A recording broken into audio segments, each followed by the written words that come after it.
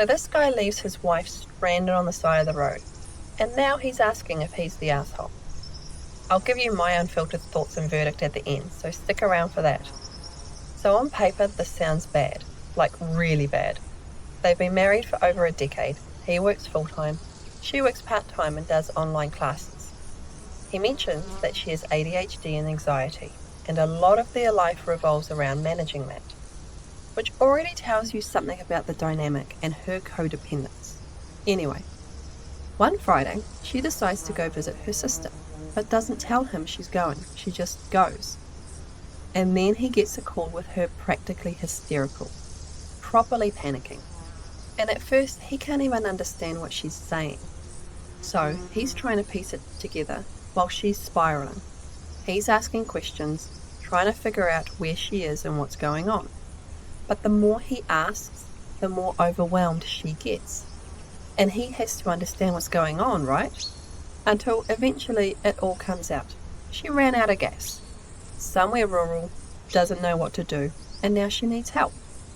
So he asks the obvious question, what do you want me to do?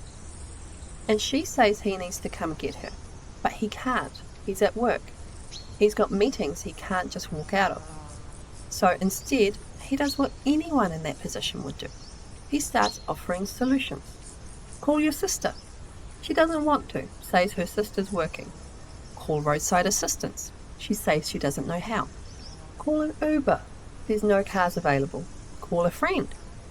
And that's when she snaps. Just come get me. And you can feel the shift there, because this stops being about solving the problem and turns into you fix it for me. But he doesn't. And honestly, good for him. Sometimes you have to force people to be an adult and solve their own problems. He stays calm, says he's sorry that she's in that position, but he can't leave work. Reminds her that he's given her options. And she just hangs up, just cuts the call. And here's where it changes, because even while he's in meetings, he's still trying to reach her, texting, calling between meetings, and nothing. So now he's not just annoyed, he's starting to worry, because she's the one who picks up their kids. And suddenly, he has no idea what's happening. So he calls the school. Doesn't explain everything, just asks them to let him know if she shows up. And eventually, they call him back. She's there, picked up the kids. So she figured it out. And when he gets home, she won't speak to him at all. Just silence the whole weekend. And he apologizes multiple times. Not for refusing to leave work, but for how the situation played out. Still nothing. Until finally she says one thing. I can't count on you anymore. And that's it. It just hangs there. Because from her perspective, she was stranded, overwhelmed, asking for help, and he didn't come. But from his perspective, she made an unplanned trip, didn't tell him, shut down every solution he offered, and then ignored him when he tried to check on her.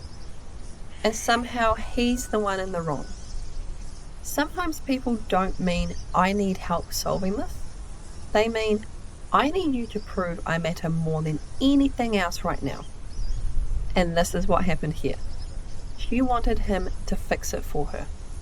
Not help her through it, not help her manage, just come and fix it. And that makes me question how much of their life needs to revolve around her anxiety.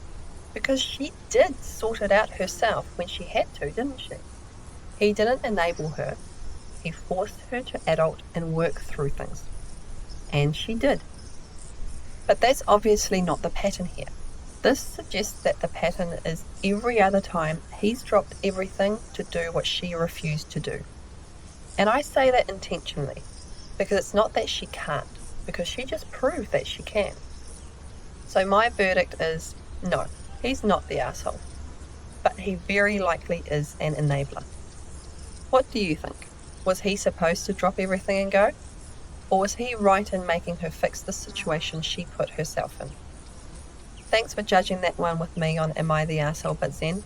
Let's see if your verdict changes next time.